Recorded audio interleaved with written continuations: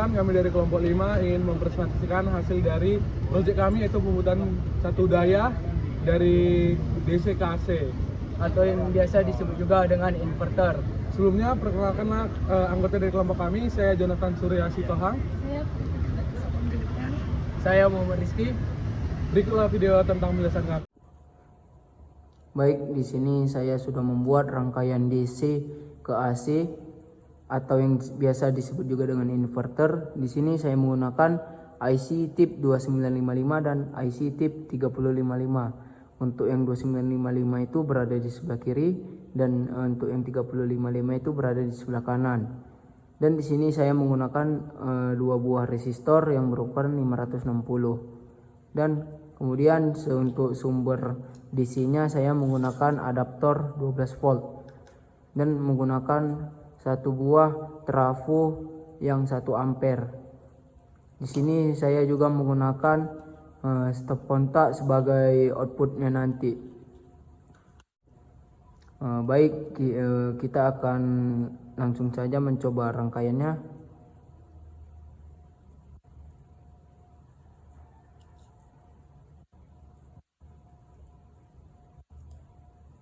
Dua kabel yang merah sama merah ini dihubungkan ke 6 volt dari masing-masing trafo, yang 6 volt kanan dan 6 volt kiri. Nah, untuk yang positifnya itu, positif inputnya ini kita hubungkan ke CT. Kemudian kita akan memasang untuk outputnya.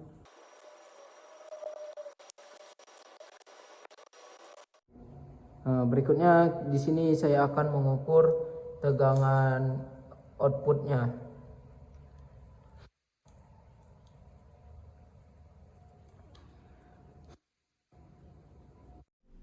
Setelah video penjelasan rangkaian, berikutnya kita akan masuk ke fungsi dan alasan mengapa komponen itu yang dipakai.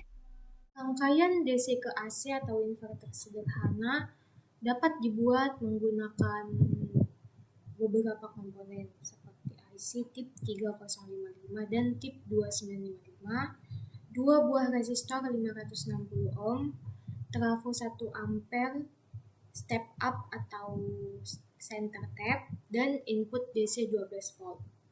Saya akan jelaskan mengenai fungsi dan alasan pemilihan komponen tersebut.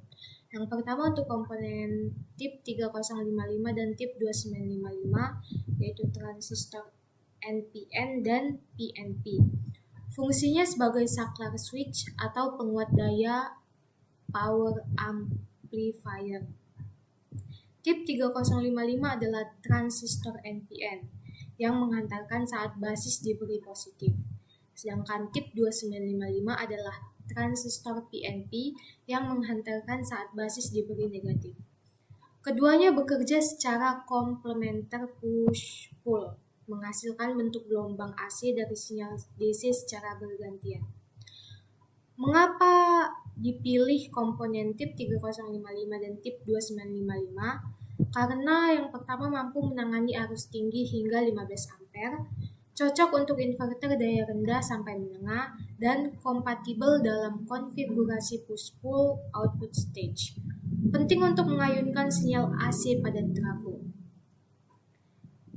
Yang kedua ada resistor 560 ohm berjumlah 2 buah. Fungsinya untuk membatasi arus ke basis transistor agar tidak rusak. Dihubungkan dengan antara sumber sinyal osilator dan basis transistor. Kenapa harus sebesar 560 ohm? Karena ini nilai umum yang cukup besar untuk mengatasi arus ke basis atau bias base dan tidak terlalu besar agar transistor tetap bisa aktif. Perhitungan arus basisnya menggunakan rumus IB sama dengan Vin dikurang VBE per R.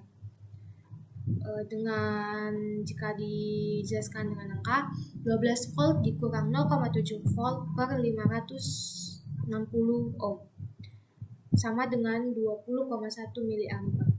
Dengan asumsi gain HFE transistor sama dengan 50, maka arus kolektor yaitu IC sama dengan HFE dikali IB sama dengan 50 dikali 20,1 mA menghasilkan 1,005 ampere, cocok dengan trafo 1 ampere.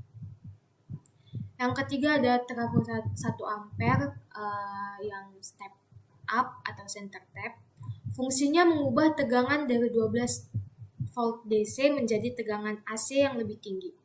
Jenis trafo center tap digunakan untuk menerima output AC dari transistor push pull. 1 ampere itu menunjukkan kapasitas arus maksimum pada sisi sekunder. Jika trafo 12 volt 12 volt ke 220 volt, maka input tengah atau 0 ke plus 12 volt DC. Dua ujung lainnya di-switch oleh transistor. Hasilnya, trafo akan melihat gelombang AC dan menaikkannya ke 220 volt AC dengan frekuensi tertentu. Output yang dihasilkan dari rangkaian ini berbentuk AC, tapi bukan sinusoidal murni. Biasanya berbentuk gelombang persegi atau square wave, atau kadang modified sine wave jika ada filter tambahan. Jika menggunakan osilator frekuensi 50 Hz, misal NE555, maka output yang dihasilkan AC 220 volt secara teoritis, tergantung efisiensi trafo dan transistor. Frekuensi output sesuai sinyal input pada osilator, misalnya 50 Hz. Nah, setelah mendengar penjelasan dari fungsi komponen-komponen yang digunakan dan alasan mengapa memakai komponennya, berikutnya kita akan masuk ke dalam rumusnya agar kita dapat mengetahui perbedaan antara perhitungan dengan matematis dan perhitungan dengan multimeter. Oke, kita masuk ke rumus pokok dari percobaan yang kami buat. Yang pertama adalah arus basis transistor, di mana arus basis adalah Vin dikurang VBE dibagi RB, di mana Vin adalah tegangan input dari sumber DC dalam volt. Sedangkan VBE adalah tegangan bias basis emitor, antara basis emitor, sekitar 0,7 untuk transistor silikon, dan RB adalah nilai resistor basis. Pada kasus yang kami lakukan ini adalah 560 ohm. Fungsi dari rumus ini adalah itu untuk menghitung seberapa arus yang mengalir ke basis transistor agar transistor aktif. Untuk arus ini cukup agar transistor dapat mengalirkan arus kolektor yang diinginkan. Lalu kita masuk ke arus kolektor, arus beban transistor, atau singkatannya IC. IC adalah hasil kali dari HFE dikali IB, di mana HFE adalah penguatan arus transistor, biasanya antara 20 sampai 100 untuk transistor daya. Dan IB adalah arus basis dari perhitungan yang sebelumnya.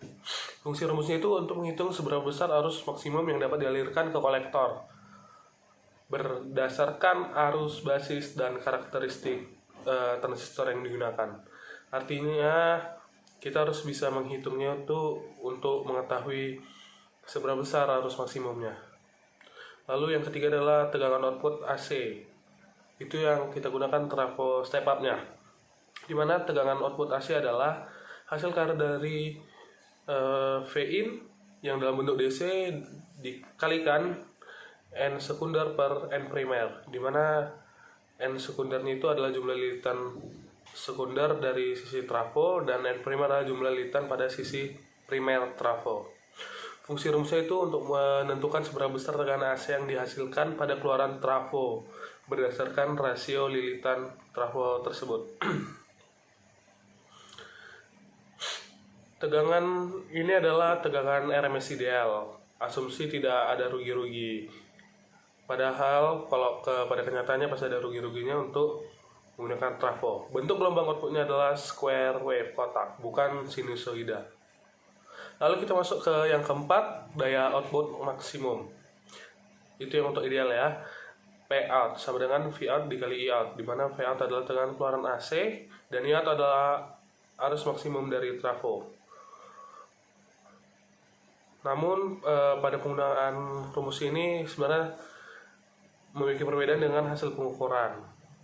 Karena efisiensi konversi itu lebih kecil dari 100%. Dan tegangan bentuk kotak efektif kurang lebih 70% dari sinus jika dihitung sebagai setara RMS. Oke, kita masuk ke kesimpulannya. Jadi kami menggunakan beberapa komponen-komponen dan kita akan menjelaskan. Yang pertama adalah transistor TIP 3055. Fungsinya sebagai transistor NPN, yaitu saklar daya.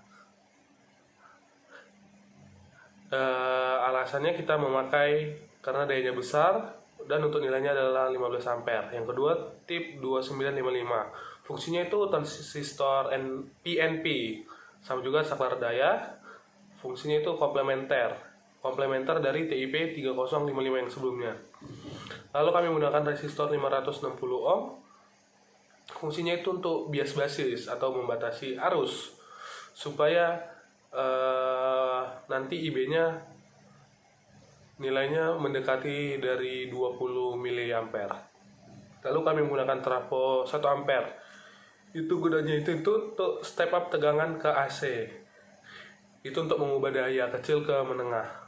Lalu kami menggunakan input 12 volt DC itu sebagai sumber utama dari rangkaian percobaan kami. Jadi untuk output akhir kami adalah AC 220 volt itu square wave dengan frekuensi 50 Hz jika pakai oscilloscope eksternal. Dan daya maksimum tegangan arus trafo itu kita hitung ya 1 ampere dikali 220 volt, yaitu 220 watt idealnya. Namun untuk pengukuran secara langsung pasti lebih rendah dari tegangan maksimum yang kita hitung seperti ini. Sekianlah penjelasan saya tentang rumusan pokok dan kesimpulan dari video kami. Terima kasih. Baik, sekian dari penjelasan tentang video kami. Di sini kami ingin meminta maaf apabila ada kekurangan dalam penjelasan tentang video kami.